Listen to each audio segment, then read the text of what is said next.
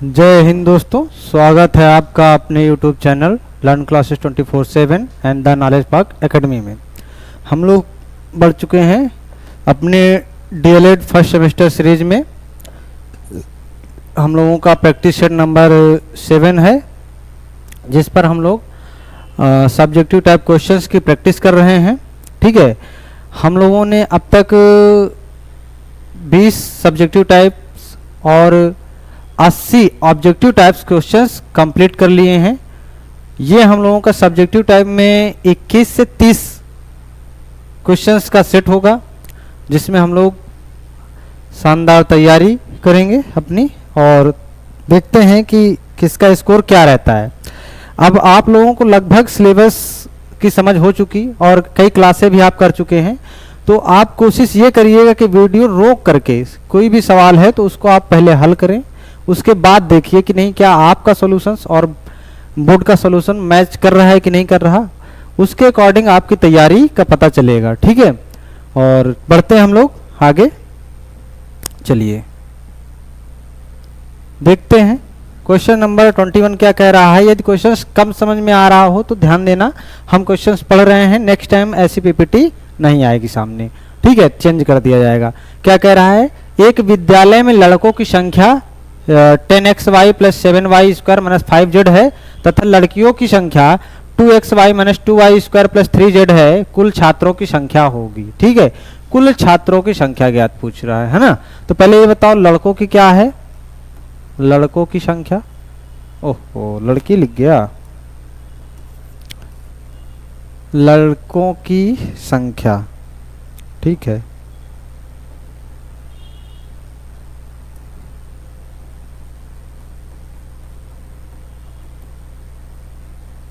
की संख्या क्या है बताओ। लड़कों की संख्या दी गई है 10xy + 7y² - 5z। ठीक है, तथा लड़कियों की संख्या क्या दी गई है, लड़कियों की संख्या। ध्यान दो, लड़कियों की संख्या क्या दी गई दोस्तों, दी गई है 2xy - 2y² एंड + 3z। हम लोग निकाल लेते हैं कुल छात्रों की संख्या। ध्यान दो, क्या निकालना है, कुल छात्रों की संख्या।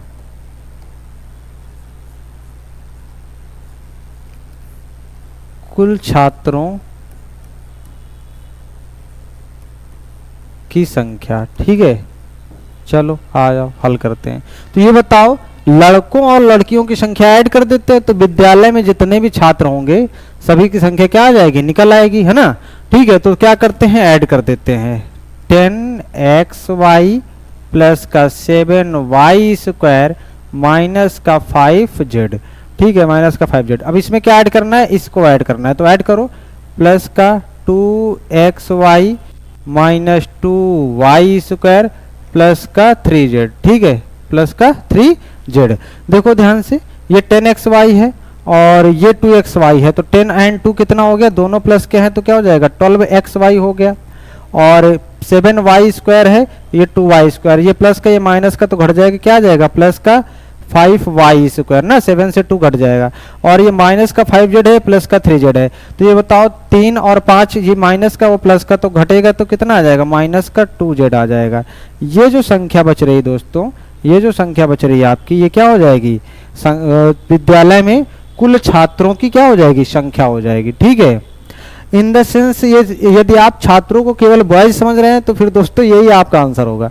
अगर आप छात्रों को यानी गर्ल्स एंड बॉयज दोनों ले रहे हैं तो फिर आपका आंसर ये हो जाएगा। ठीक है, समझना इसको ध्यान से। आगे बढ़ते हैं। क्वेश्चन नंबर 22 कह रहा है कि हल कीजिए। क्या हल कीजिए भाई, क्या हल कीजिए, 20 + 9 - 5 - 16 - 4। इसको क्या करना है, हल करना है। चलो हल कर लेते हैं। देखो 20 एज इट इज छोड़ देते हैं, प्लस ब्रैकेट के अंदर क्या क्या दिया है, और ये देखो 9 और 4 कितना हो गया, सॉरी 5 और 4 कितना हो गया, -9 हो गया। ये प्लस का 9 है, ये -9 -16 आ गया, है ना। इससे खत्म हो जाएगा तो बचा क्या, केवल -16 बच गया। यानी 20 प्लस ब्रैकेट के अंदर माइनस का 16 बचा है ना। तो अब क्या करते हैं बेटा, इसको 20 और प्लस ब्रैकेट ऑफ माइनस 16 है, तो हम लोग क्या करेंगे, ब्रैकेट हटाएंगे तो प्लस माइनस क्या हो जाएगा, माइनस हो जाएगा, यानी 16 आ गया। अब 20 से 16 घटा दो तो क्या बच जाएगा, 4 बच जाएगा। यही हमारा क्या हो जाएगा, आंसर हो जाएगा। ठीक है, यानी कि फाइनली आंसर क्या हो जाएगा, 4 हो जाएगा। आशा है समझ में आ रहा होगा।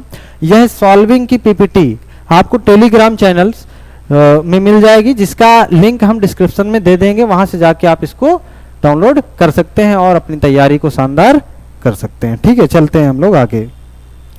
क्या कह रहा है, क्वेश्चन नंबर 23 कह रहा है कि 3 अंकों की सबसे छोटी प्राकृतिक संख्या, प्राकृतिक संख्या जानते हैं 1 2 3 4 dot dot dot dot infinite तक चले जाओ, लेकिन कितने अंकों की, 3 अंकों की। तो ये बताओ, अगर हम कह दें 1 तो ये तो 1 अंक की हो गई, अगर हम कह दें 11 तो ये तो 2 अंक की हो गई, या हम कह दें 10 तो कितने की, 2 की हो गई है ना। और अगर हम कह दें कि 100 तो ये कितने की हो गई, 3 की हो गई। अच्छा, 3 की और इससे छोटी हो सकती है, 99 कह दें तो ये तो 2 ही की हो गई है ना। और अगर इससे हम और आगे चले जाए 101 चले जाए तो ये 100 से बड़ी हो गई, यानी फाइनली हमारे पास क्या मिल रही, सबसे छोटी 100 मिल रही। ठीक है, तो यही हमारा क्या हो जाएगा, आंसर हो जाएगा। प्रश्न नंबर 24 क्या कहता है कि 2 संख्याओं का मासा 16 तथा उनका गुणनफल 64 है। ठीक है, उनका लासा ज्ञात कीजिए। देखो, संख्याओं का मासा दिया है, यानी कि मासा क्या हो जाएगा हमारा, HCF कितना है दोस्तों, 16 है। और गुणनफल क्या है, फर्स्ट इंटू सेकेंड कह देते हैं। संख्या होंगी, अगर फर्स्ट होगी, एक सेकेंड होगी, तो क्या दिया गया है, 6400 दिया है ना। फिर कह रहा है लासा क्या होगा, LCM पूछ रखा है। ठीक है, तो ऐसे सवाल को हम लोगों ने ऑब्जेक्टिव टाइप क्वेश्चंस में भी हल किया है।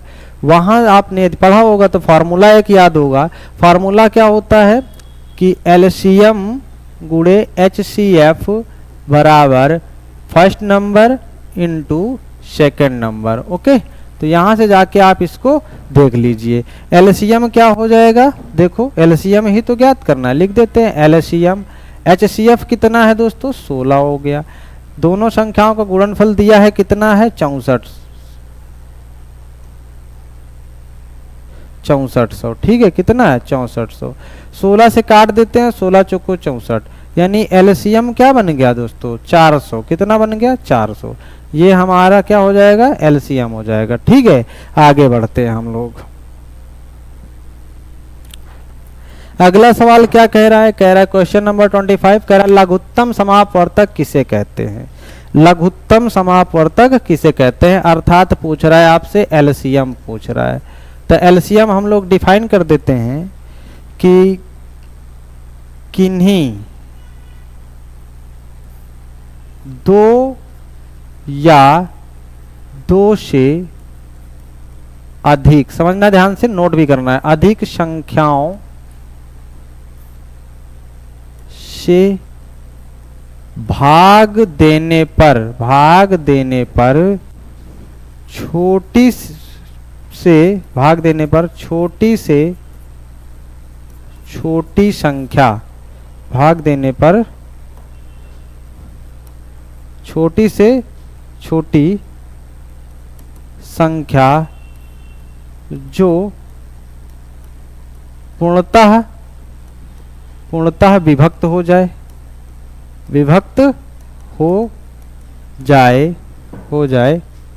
वह संख्याओं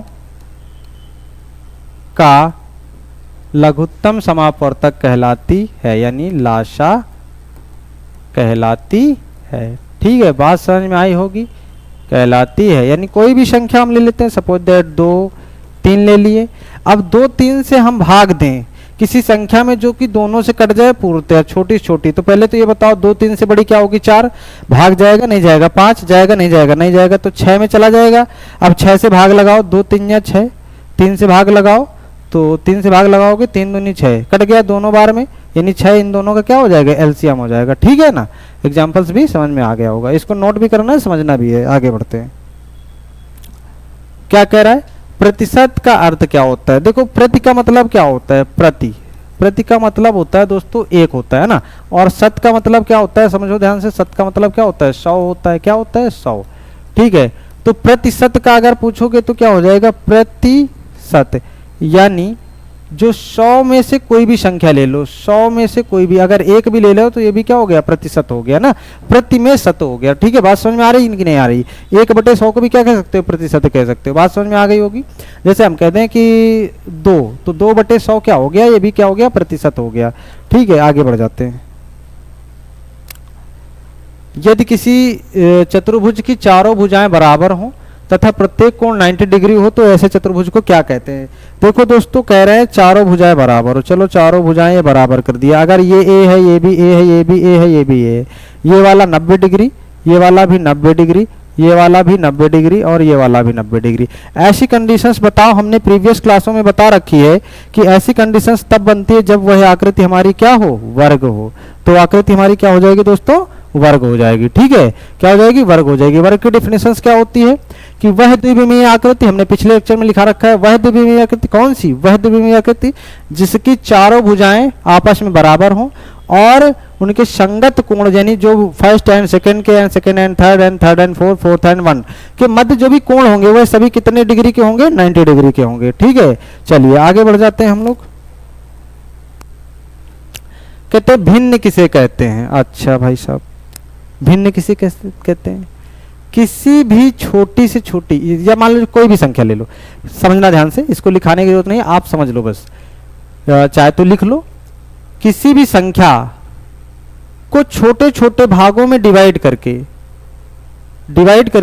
लिखने की प्रकृति को भिन्न कहते हैं, लिखने की प्रकृति को भिन्न कहते हैं। बात समझ में आ गई। किसी भी संख्या के छोटे से छोटे भागों में डिवाइड करके लिखने की प्रकृति को भिन्न कहते हैं। आगे बढ़ते हैं। क्या कहता है, प्रतिशत किसे कहते हैं, अभी जस्ट बता के आए हैं, प्रतिशत किसे कहते हैं। ठीक है ना, किसी भी संख्या के बटे में यदि 100 लगा दिया जाए और प्रतिशत आ जाए, ठीक है, या कोई भी संख्या हमारी है उसके बटे में यदि 100 आ रहा है तो वो क्या हो गई, प्रतिशत में आ गई। चलो आगे बढ़ते हैं। दशमलव भिन्न को प्रतिशत में कैसे बदला जाता है, ये समझ लो। अच्छा है, कैसे बदला जाता है भाई, जहाँ जरूरत होगी वहां समझाया जाएगा। सपोज दैट दशमलव भिन्न कुछ भी वैल्यू ले लो, कोई भी वैल्यू ले लो, आपने सपोज दैट ले लिया 3.5 ले लिया, इसको क्या करना है, प्रतिशत में बदलना है। तो ये बताओ, हमने कहा था प्रतिशत का मतलब क्या होता है, बटे में 100 आना चाहिए। लेकिन अगर प्रतिशत लगाना है तो क्या करेंगे, 100 से मल्टीप्लाई करेंगे और साथ में क्या लगा देंगे, प्रतिशत लगा देंगे। ठीक है, यदि आप 100 से मल्टीप्लाई कराओगे तो ये हो जाएगा 3500 हो गया, लेकिन एक अंक बाद क्या लगाना है, दशमलव लगाना है और साथ में क्या जोड़ देना है, 0 जोड़ देना है ना। ठीक है, तो ये हमारा क्या हो गया, 350 हो गया, 350। ऐसे हम लोग किसी भी संख्या को प्रतिशत में बदल सकते हैं। जैसे 2.8 हो गया, इसको बदलोगे तो क्या आ जाएगा, 2.8 इंटू 100 इंटू प्रतिशत। ठीक है, तो ये क्या हो जाएगा, 2800